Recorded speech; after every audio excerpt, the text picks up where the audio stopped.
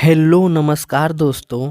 स्वागत है हमारे इस यूट्यूब चैनल इंडियन एग्जाम में। दोस्तों, आज हमने रीजनिंग के टॉप 10 अति महत्वपूर्ण क्वेश्चनों को लिए हैं, जो इस टाइप के क्वेश्चन आपको किसी भी एग्जाम में देखने को मिल सकते हैं।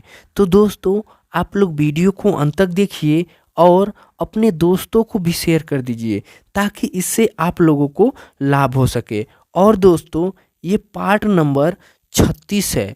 पार्ट नंबर 36 है। अगर आप लोग 35 नहीं देखे हैं तो वीडियो के सेक्शन में जाके आप लोग देख सकते हैं। तो दोस्तों, आइए क्लास को शुरू करते हैं और देखते हैं हम लोग पहला क्वेश्चन। हमारा पहला क्वेश्चन है, दी गई श्रृंखला में लुप्त संख्या ज्ञात कीजिए। यानी ये जो संख्या जी दी गई है, ये जो श्रृंखला, इसमें जो ये खाली स्थान है, ये क्वेश्चन मार्क है, यहाँ पे क्या इन सब के साथ किया जाए कि क्वेश्चन मार्क की जगह पे सटीक आंसर आ जाए। तो देखिए, सबसे पहले इसको हम लोग हल करेंगे। तो 9, 12, 16, 21 क्वेश्चन मार्क और क्या है, 34 है। तो देखिए, अगर 9 में हम लोग 3 जोड़ दें तो कितना मिल गया, 9 3 12, और 12 में हम लोग 4 जोड़ दें तो 12 4 16, और 16 में हम लोग 5 जोड़ दें तो कितना मिल जाएगा, 21। यानी यहाँ पे कितना मिला, 21। अभी कैसी सीरीज चल रही है, 3 4 5, यानी 5 के बाद यहाँ पे क्या जोड़ा जाएगा, 6। अगर 21 में हम लोग 6 जोड़ दें तो इस खाली स्थान पे हमें क्या मिलेगा, 27। क्या मिलेगा, 27 मिलेगा।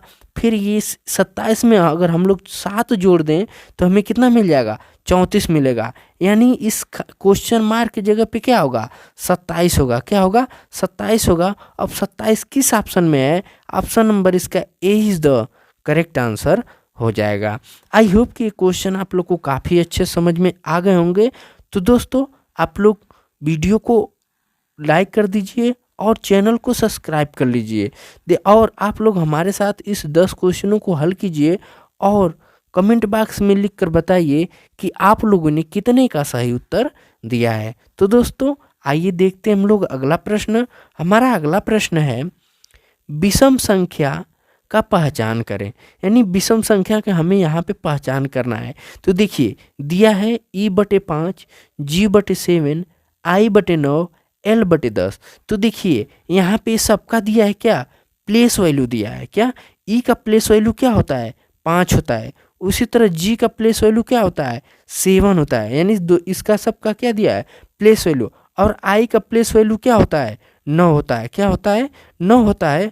और एल का जो प्लेस वैल्यू होता है, ये होता है 12। क्या होता है, 12 होता है। लेकिन यहाँ पे क्या दिया है, 10। यानी ये हमारा क्या है, अलग है। इन तीनों से क्या है, अलग है। तो हमारा कौन सा ऑप्शन, इसमें से कौन सा ऑप्शन हमारा अलग है, ऑप्शन नंबर डी हमारा जो है अलग है। तो हमारा ऑप्शन नंबर इसमें कौन सा सही हो जाएगा, option number C is the correct answer हो जाएगा। आई होप कि ये क्वेश्चन आप लोगों को काफ़ी अच्छे समझ में आ गए होंगे। तो चलिए दोस्तों, देख लेते हैं हम लोग अगला प्रश्न। हमारा अगला प्रश्न है, नीचे दिए गए प्रश्न में सही वेन आरेख ज्ञात करें, जैसे बाघ, भैंस, पशु। तो देखिए, बाघ दिया है, भैंस दिया है, पशु दिया है। तो सबसे पहले हम लोग पशु का डायग्राम बनाते हैं। तो देखिए, ये क्या है, पशु है। क्या है, ये पशु का डायग्राम हो गया। पशु में ही हमको भैंस भी मिलेगा और बाघ भी मिलेगा। यानी यहाँ पे क्या हो गया, बाघ हो गया, और यहाँ पे क्या हो गया, भैंस। यानी इधर क्या मिल गया, भैंस मिला। यानी पशु के अंदर ही बाघ भी आएगा, भैंस भी आएगा। तो अब ऐसा वेन डायग्राम किस ऑप्शन में है, ऑप्शन नंबर इसका 20 द करेक्ट आंसर हो जाएगा। आई होप कि ये क्वेश्चन आप लोग को काफ़ी अच्छे समझ में आ गए होंगे। तो चलिए दोस्तों, देख लेते हैं हम लोग अगला प्रश्न। हमारा अगला प्रश्न है, कथन को पढ़े और दिए गए विकल्पों से निष्कर्ष कर चुने। देखिए, कथन दिया है सभी मग भूरे हैं। तो क्या बनाए, ये क्या है, मग है। क्या, ये मग है। मग क्या है, सभी मग क्या है, भूरे हैं। यानी ये क्या है, भूरे। यानी ये क्या हो गया, भूरे। फिर कह रहा है कुछ भूरे पृथ्वी हैं। यानी इस कुछ भूरे में से क्या ले लें, पृथ्वी को ले लें। यानी ये क्या है, पृथ्वी है। तो अब देखिए, निष्कर्ष पे ध्यान देते हैं। कह रहा है कुछ पृथ्वी भूरे रंग की हैं। तो देखिए यहाँ पे क्या है, ये भूरा है ना, भूरा है, तो कुछ पृथ्वी भूरे रंग की है। हाँ बिल्कुल है, क्योंकि देखिए यहाँ पे आपको कुछ मिल जाएगा। तो यानी जो कथन हमारा फर्स्ट है, निष्कर्ष हमारा जो फर्स्ट है, ये क्या है, सही है। अब कह रहा है कुछ मग पृथ्वी है। अब बताइए ये मग है, ये पृथ्वी है, क्या इसका इससे नाता है? दूर दूर तक नहीं है। तो यानी जो हमारा ऑप्शन जो निष्कर्ष 2 है हमारा क्या है, गलत है। तो इसमें केवल एक जो निष्कर्ष है वही हमारा क्या कर रहा है, पालन कर रहा है। तो यानी इसमें केवल निष्कर्ष 1 पालन करता है, तो इसलिए इसका सही उत्तर 20 द करेक्ट आंसर हो जाएगा। आई होप कि ये क्वेश्चन आप लोग को काफ़ी अच्छे समझ में आ गए होंगे। तो चलिए दोस्तों देख लेते हैं हम लोग अगला प्रश्न। हमारा अगला प्रश्न है, निम्नांकित आकृति में आकृति के लिए दर्पण प्रतिबिंब चयन करें। यानी देखिए इधर आपको क्या रखा गया है, दर्पण है, यानी जिसको कहते हैं शीशा रखा गया है। तो देखिए जब इसको हम लोग दर्पण के सामने रखेंगे तो इसकी जब आकृति बनेगी, इसकी जब आकृति बनेगी तो इसकी आकृति यहाँ पे कुछ ही शेप है। अब देखिए ये इधर है तो ये घूम कर इधर चला आएगा, यानी ऐसे करके ये ऐसे ऐसे और फिर ऐसे बनेगा। यानी ऐसी आकृति ये दर्पण के सामने पड़ेगा तो इसकी ऐसी आकृति बनेगी। अब ऐसी आकृति किस ऑप्शन में है? अब देखिए ऑप्शन नंबर जो इसका सी दिया है इसमें क्या है, ऐसी आकृति दिख रही है। तो हमारा कौन सा आंसर सही हो जाएगा? हमारा answer number 20 the correct answer हो जाएगा। आई होप कि ये क्वेश्चन आप लोग को काफ़ी अच्छे समझ में आ गए होंगे। तो चलिए दोस्तों देख लेते हैं हम लोग अगला प्रश्न। हमारा अगला प्रश्न है, दिए गए प्रश्न में संबंधित संख्या ज्ञात कीजिए। देखिए ये क्या है, कह रहा है कि 8 का संबंध 64 से है, तो ये कैसे हुआ है। उसी तरह यहाँ पे 9 का संबंध किससे होगा, यहाँ क्वेश्चन मार्क में हमें लिखना है। अगर देखिए हम लोग अगर 8 का स्क्वायर कर दें क्या मिलेगा, अगर 8 का स्क्वायर कर दें तो हमें क्या मिल जाएगा, 64, यानी 8 वाटे 64। तो यहाँ पे तो 64 मिल गया। उसी तरह अगर हम लोग 9 का यानी 9 का स्क्वायर कर दें तो हमें कितना मिलेगा, 9 9 81, यानी इस क्वेश्चन मार्क की जगह पे हमें क्या मिलेगा, 9 81 मिलेगा। अब 81 किस ऑप्शन में है, ऑप्शन नंबर इसका सी इज द करेक्ट आंसर हो जाएगा। आई होप कि ये क्वेश्चन आप लोग को काफ़ी अच्छे समझ में आ गए होंगे। वैसे भी ये क्वेश्चन दोस्तों बहुत आसान है, आप लोग इसको खुद से बनाने की कोशिश ऐसा क्वेश्चन करिएगा। तो चलिए दोस्तों देख लेते हैं हम लोग अगला प्रश्न। हमारा अगला प्रश्न है, नीचे दिए गए, क्या कह रहा है, नीचे दिए गए निम्नलिखित शब्दों को सही क्रम में बताइए। देखिए दिया है बुनाई, रुई, कपड़ा, धागा। तो सबसे पहले कोई भी अगर कपड़ा हम ही लोग बनाएंगे तो क्या मिलेगा, सबसे पहले हम लोग रुई लेंगे, यानी इसमें कौन सा मिलेगा, दूसरा, यानी दूसरा मिल गया। उसके बाद रुई से हम लोग क्या बनाएंगे, रुई से धागा बनाएंगे, रुई से क्या बनाएंगे, धागा। अब धागा के क्या करेंगे, बुनाई करेंगे, यानी धागा के क्या करेंगे, बुनाई करेंगे, 1 नंबर पे है। फिर उसके बाद क्या तैयार होगा, कपड़ा तैयार होगा। क्या तैयार हो गया, कपड़ा तैयार हो गया, यानी 24 13 इसका सही क्रम है।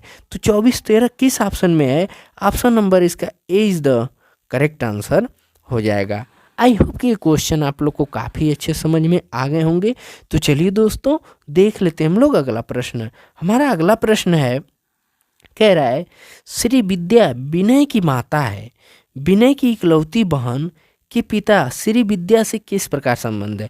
देखिए इसको पहले क्वेश्चन को आप लोग ध्यान से पढ़िए क्या है कह रहा है, फिर इसको हल करने की कोशिश कीजिए। आप लोग हमारे साथ इसको हल कीजिए क्योंकि ये बहुत आसान क्वेश्चन है। ऐसे क्वेश्चन आप लोगों को एग्जाम में देखने को भर भर के मिलेंगे। तो देखिए श्रीमती विद्या यानी जो विद्या है विनय की माता है, यानी यहाँ पे क्या है, ये विद्या है, विद्या किसकी माता है, विनय की क्या है, माता है। क्या विद्या किसकी माता है, ये विनय की माता है, ठीक। और विनय की इकलौती बहन यानी इस विनय की बहन भी है, यानी विनय की इकलौती बहन के पिता यानी इसके पिता, इसकी बहन के जो पिता हैं यानी पिता हैं, तो विद्या के किस प्रकार संबंधित है। देखिए जो ये विद्या है ना, ये विनय की माता है। अब विनय की बहन कौन है, ये यानी विनय की एक बहन है। अब उस बहन के क्या है, एक पिता है। तो पूछा है कि इन दोनों का आपस में क्या संबंध है। तो देखिए ये इसके पिता यानी विद्या इसकी माता है, अब विनय जो है इसके इसकी बहन है, अब बहन के इसके पिता, यानी इसके जो बहन और भाई ये दोनों भाई बहन हो गए तो इसके पिता हो गए। यानी विद्या के जो विनय के पापा हैं इस विद्या के क्या लगेंगे, पति लगेंगे। क्या हो जाएंगे, पति हो जाएंगे। तो अब देखिए पति किस ऑप्शन में है, ऑप्शन नंबर इसका सी इज द करेक्ट आंसर हो जाएगा। आई होप कि ये क्वेश्चन आप लोग को काफ़ी अच्छे समझ में आ गए होंगे। तो चलिए दोस्तों देख लेते हैं हम लोग अगला प्रश्न। हमारा अगला प्रश्न है, कह रहा है एक जवान यानी सोल्जर 2 किलोमीटर उत्तर की ओर चलता है, फिर वह बाएं मुड़ता है और 3 किलोमीटर चलता है, फिर वह बाएं मुड़कर लगातार चलने लगता है, तो वह किस दिशा में चल रहा है। तो देखिए सबसे पहले हम लोग दिशा को देख लेते हैं। तो देखिए ऊपर की तरफ उत्तर हो गया, इधर पूर्व, इधर पश्चिम, इधर मिल गया दक्षिण। तो देखिए क्या कर रहा है, एक सोल्जर है जो उत्तर की ओर चलता है, यानी यहाँ पे सोल्जर खड़ा हुआ है और ये 2 किलोमीटर किधर गया, उत्तर, यानी ये किधर गया, 2 किलोमीटर उत्तर चला। फिर उत्तर चलने के बाद वह बाएं मुड़ता है, यानी इधर मुड़ता है, बाएं मुड़ता है और 3 किलोमीटर चलता है। 3 किलोमीटर चलने के बाद फिर क्या करता है, वो बाएं मुड़ता है, यानी नीचे की ओर आता है और लगातार चलते जाता है। क्या, लगातार चलते जाता है। तो किस दिशा में चल रहा है, तो अब मैं आप लोगों को बताया हूँ कि ऊपर की तरफ उत्तर होता है, नीचे इधर पूर्व है, ये पश्चिम है, ये दक्षिण है, यानी नीचे की तरफ चल रहा है। तो किस दिशा में चल रहा है, दक्षिण की ओर चल रहा है। तो अब देखिए दक्षिण किस ऑप्शन में है, ऑप्शन नंबर इसका D is the correct answer हो जाएगा। आई होप कि ये क्वेश्चन आप लोग को काफ़ी अच्छे समझ में आ गए होंगे। तो चलिए दोस्तों देख लेते हैं हम लोग अगला प्रश्न। हमारा अगला प्रश्न है, कह रहा है दिए गए क्रम में अगले चित्र का पता लगाएं। देखिए ये क्वेश्चन भी बहुत आसान है, आप लोग इसको कर सकते हैं। आप लोग वीडियो को रोकिए और हमारे साथ बनाइए और कमेंट बॉक्स में लिख कर बताइए कि इसका सही उत्तर क्या होगा। तो देखिए हम बता रहे हैं, देखिए ये गोला बनाया गया है और यहाँ क्या है, त्रिभुज है, यानी दोनों ये इसके कुछ भाग पे है और यहाँ पे कुछ भाग के। उसी तरह ये जो त्रिभुज है ना, इस गोले के अंदर अब चला गया है, यानी दोनों कुछ भाग पे थे, लेकिन अब देखिए जो गोला है ना, गोले के अंदर क्या हो गया है, त्रिभुज। उसी तरह इस गोले में जो ये चतुर्भुज यानी जो ये वर्ग है कुछ भाग पे है ना, उसी तरह अब इस गोले के अंदर, यानी इस गोले के अंदर ये क्या हो जाएगा, चतुर्भुज, यानी ये वर्ग हमें मिल जाएगा। अब देखिए ऐसी आकृति किस ऑप्शन में है, ऑप्शन नंबर इसका D is the correct answer हो जाएगा। आई होप कि ये क्वेश्चन आप लोग को काफ़ी अच्छे समझ में आ गए होंगे। तो दोस्तों ये रहे रीजनिंग के टॉप 10 अति महत्वपूर्ण क्वेश्चन जो हमारे किसी भी एग्जामों में पूछे जा सकते हैं। तो दोस्तों मिलेंगे हम लोग नेक्स्ट वीडियो में, तब तक के लिए जय हिंद, वंदे मातरम।